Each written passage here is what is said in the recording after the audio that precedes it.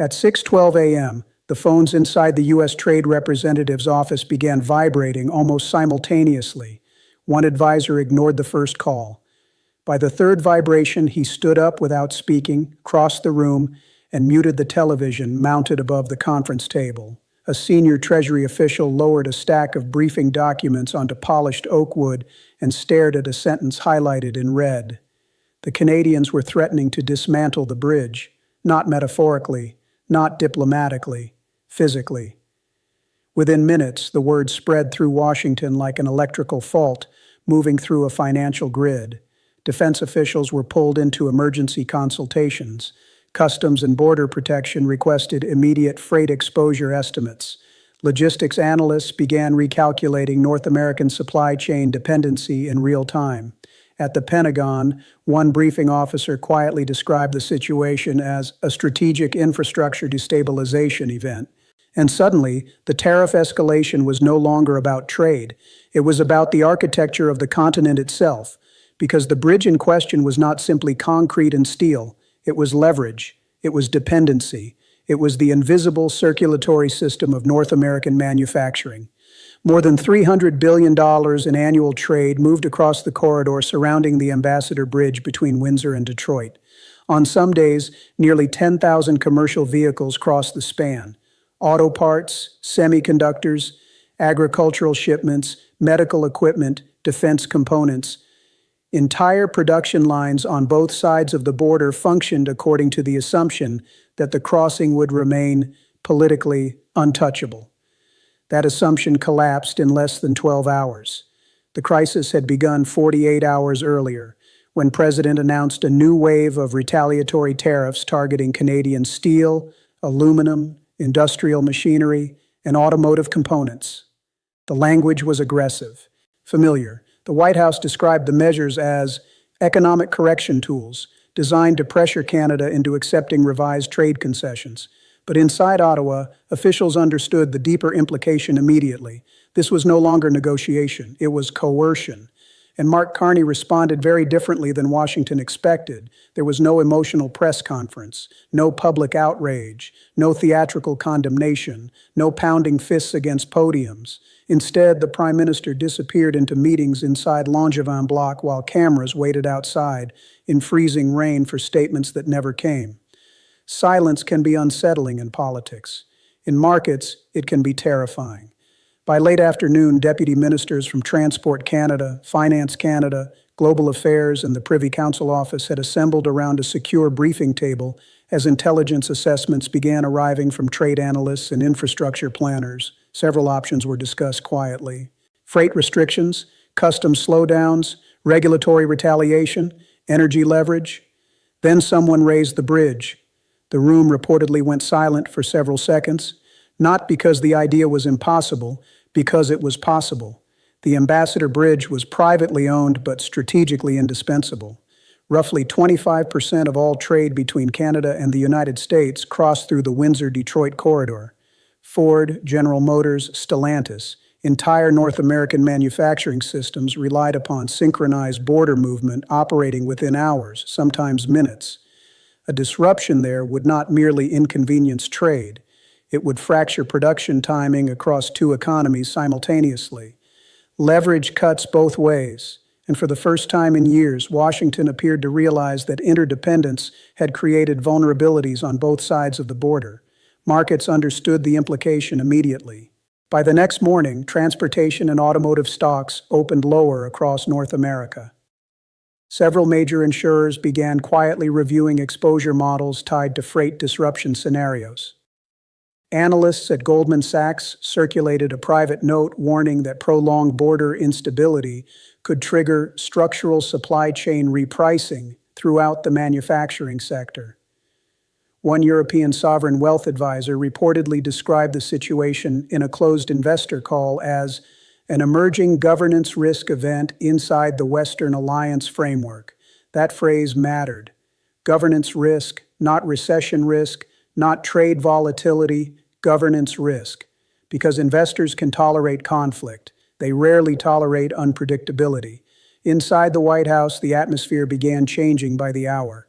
The initial confidence surrounding the tariff announcement started giving way to something more cautious, more fragmented. One senior official reportedly complained that Canada was overreacting. Another warned privately that Ottawa appeared far more coordinated than anticipated. That was the first indication Washington had misunderstood the nature of the confrontation. Trump viewed pressure as leverage. Carney viewed leverage as systems. The difference became increasingly visible. While American television networks focused on the political theater surrounding tariff escalation, Canadian officials were quietly contacting governors, manufacturers, pension funds, infrastructure operators, and European trade counterparts. The strategy was not rhetorical escalation, it was institutional positioning. And institutions move differently than politicians. They move slower. Then all at once. Within 72 hours, major Canadian pension funds reportedly paused several cross-border infrastructure conversations pending policy clarity. Provincial premiers began discussing contingency transportation measures. Ontario officials requested accelerated reviews of domestic manufacturing resilience. Meanwhile, in Brussels, European trade negotiators privately reopened conversations about deeper industrial cooperation with Canada, particularly in battery materials, critical minerals, and energy infrastructure. The problem was becoming larger than the tariffs themselves. The tariffs were simply revealing how fragile the system had become. A former Bank of England advisor later described the moment with remarkable precision. Economic systems run on confidence, he said, and confidence is fragile when governments begin weaponizing dependency. That was exactly what both sides were now doing, but they were doing it differently. Trump escalated publicly, rapidly, visibly. Carney escalated structurally. The distinction mattered enormously because public escalation dominates headlines. Structural escalation changes incentives, and incentives govern markets more than speeches ever will. Inside Detroit, automotive executives were already beginning to panic. Supply chain managers spent years designing manufacturing architecture around predictable border movement. Modern vehicle assembly depended upon components crossing the border multiple times during production cycles. Engines assembled in Ontario integrated with transmissions from Michigan. Electronics sourced through Mexico moved north through American logistics hubs before returning to Canadian plants. The entire system functioned like synchronized financial plumbing. Now officials were discussing the possibility of disruption to the single most important artery in the network. One manufacturing executive reportedly summarized the danger in a private industry call with 6 devastating words. "We designed efficiency, not geopolitical resilience." That realization spread quickly. By Friday afternoon, emergency consultations were underway between major automakers and Commerce Department officials. Some companies reportedly began reviewing temporary inventory expansion strategies in anticipation of freight instability. Rail operators received inquiries regarding rerouting capacity. Freight futures pricing started adjusting, small shifts at first, then larger ones, because markets often react slowly to political statements, but rapidly to logistical threats. And what happened next changed the negotiation permanently. Late that evening, Canadian officials leaked just enough information to alter the psychological environment in Washington. Not formal plans, not official threats, merely indications that all infrastructure options remained under active strategic review if tariff escalation continued. That sentence hit financial networks like a shockwave. Television anchors initially struggled to explain why infrastructure language mattered so much, but institutional investors understood immediately. If critical trade corridors could become bargaining tools, then the entire North American economic framework had entered dangerous territory.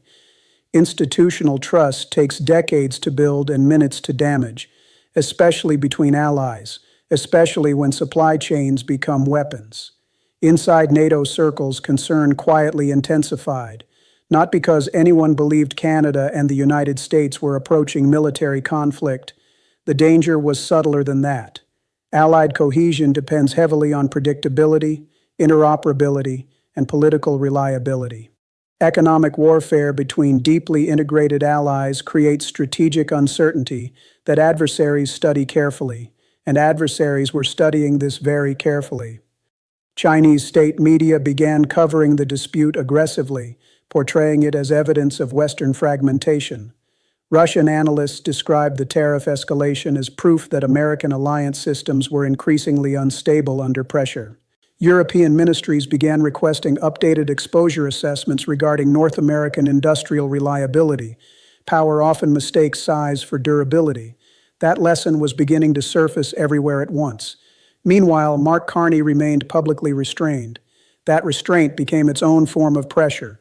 At one press conference, reporters repeatedly attempted to provoke confrontation. One journalist asked whether Canada intended to back down from Washington's demands. Another asked whether the United States was bullying its closest ally. Carney paused for nearly 4 seconds before answering. "We will protect Canadian economic sovereignty through lawful and proportional means." Nothing more. No anger. No spectacle. But markets heard the sentence differently than audiences did. Lawful and proportional means. That language implied preparation. It implied institutional coordination. It implied options already mapped out quietly behind closed doors. Several currency strategists later noted that the Canadian dollar stabilized almost immediately after the statement, despite escalating trade tensions. That detail surprised many observers. Trade wars typically weaken smaller economies first, unless investors believe one side appears more strategically disciplined. That was the uncomfortable realization spreading through Washington. The administration expected resistance. It did not expect institutional composure, and composure changes negotiations. Because emotional escalation creates volatility, calm escalation creates credibility.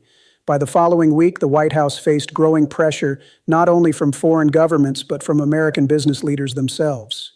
Midwestern manufacturing associations warned that prolonged instability around cross-border freight could trigger layoffs within weeks. Agricultural exporters raised concerns regarding retaliatory restrictions. Several Republican governors privately contacted federal officials requesting de-escalation clarity. The language itself revealed the mood.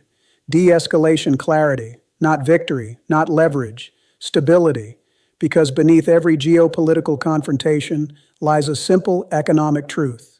Production systems cannot function indefinitely inside uncertainty. Then came the moment that reportedly shook Washington most. Canadian infrastructure planners presented preliminary contingency modeling involving strategic reconstruction frameworks for key border corridors. Officially, the documents focused on modernization and redundancy planning. Unofficially, the implication was unmistakable. Canada was signaling that even the physical assumptions underlying continental trade could be reconsidered. The bridge was no longer just infrastructure. It had become geopolitical leverage. That was the moment officials realized the crisis was becoming irreversible. Not because the bridge would necessarily be demolished, but because the idea had entered the negotiation. And once foundational assumptions become negotiable, markets begin repricing the future itself. Investors started asking questions that had barely existed months earlier. Could North American manufacturing remain politically stable over the next decade? Would companies diversify supply chains away from the US-Canada corridor? Could allies increasingly hedge against American unpredictability? Would sovereign funds redirect infrastructure investment toward more politically stable regions? Questions become dangerous when institutions begin taking them seriously. Trade wars are expensive. Ego-driven trade wars become historic. At the Treasury Department, officials reportedly began reviewing scenarios involving broader capital market consequences if Allied confidence continued deteriorating. One leaked assessment warned that repeated bilateral instability may accelerate long-term diversification away from US-centric industrial dependency. The wording sounded technical. The implication was enormous. Because global influence is not sustained merely through military size or economic scale, it is sustained through reliability, through institutional trust, through the assumption that systems will continue functioning tomorrow as they functioned yesterday. Once that assumption weakens, recalibration begins quietly, then spreads everywhere. Meanwhile, Trump intensified public rhetoric, insisting the tariffs would force concessions and demonstrate American strength. At campaign-style appearances, he framed the dispute as proof that the United States had been taken advantage of economically for decades. The political messaging energized supporters, but financial institutions were reacting to something else entirely: volatility. And volatility changes behavior long before political narratives catch up. Shipping firms began modeling alternative corridor dependencies. European investors sought increased exposure to Asian manufacturing diversification strategies.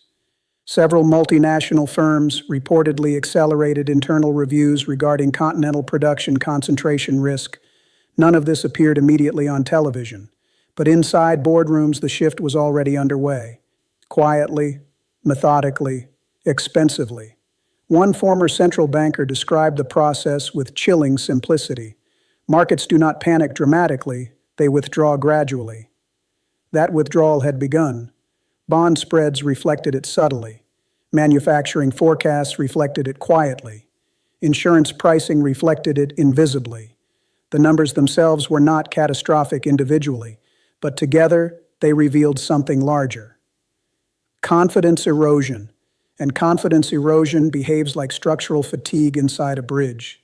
The damage accumulates long before collapse becomes visible. Inside Ottawa, officials understood this dynamic exceptionally well. Carney's background in central banking shaped the entire response architecture. Rather than chasing rhetorical victories, the Canadian strategy focused on institutional endurance, stability messaging, coordinated signaling, investor reassurance, alliance outreach. It was economic warfare conducted through credibility, not emotion. That distinction increasingly unnerved Washington, because pressure works best against reactive opponents. Carney refused to become reactive. And when opponents refuse emotional escalation, aggressive strategies often begin amplifying their own costs internally. That was precisely what started happening. By the second week, business media across Europe and Asia began openly discussing whether the United States had miscalculated the strategic dependency embedded within North American trade integration. Some analysts compared the dispute to earlier historical moments when dominant powers discovered that interconnected systems limit unilateral leverage more than expected. Powerful countries sometimes forget an uncomfortable reality. Dependence can flow in multiple directions simultaneously, especially in advanced industrial systems, especially across integrated alliances. Meanwhile, intelligence officials reportedly warned that prolonged economic confrontation between Washington and Ottawa could create openings for external competitors in critical sectors ranging from battery manufacturing to defense supply chains. The issue was no longer bilateral, it was systemic, and systemic crises rarely remain contained. Late one evening, after markets closed sharply lower across several industrial sectors, senior officials gathered again inside the White House Situation Room. Freight data projections illuminated screens across the walls. Supply chain exposure maps stretched across digital displays from Ontario through Michigan and into Mexico. Advisors exchanged quiet conversations while economic analysts updated disruption estimates in real time. One projection reportedly showed that even temporary instability around key border infrastructure could cost billions across manufacturing output within months. No one spoke for several seconds. Then a senior advisor finally asked the question everyone had begun avoiding. What if they actually do it? Not demolish the bridge immediately, but weaponize uncertainty around it, because uncertainty itself had already become economically destructive. That was the real breakthrough in the confrontation. Carney did not need to destroy infrastructure physically. He merely needed Washington to understand that previously unquestioned assumptions were now conditional. Conditional on stability, conditional on predictability, conditional on restraint. Markets can survive conflict. They rarely survive unpredictability, and unpredictability was spreading faster than the tariffs themselves. By the third week, back-channel communications intensified quietly between Ottawa and Washington. Publicly, both sides maintained hardened positions. Privately, negotiators began searching urgently for mechanisms capable of reducing escalation without appearing politically weak, because by then, the economic consequences were no longer theoretical. Manufacturing slowdowns were emerging. Investment delays were expanding. Freight insurance premiums were climbing. Several cross-border projects entered temporary review status pending trade normalization outlook.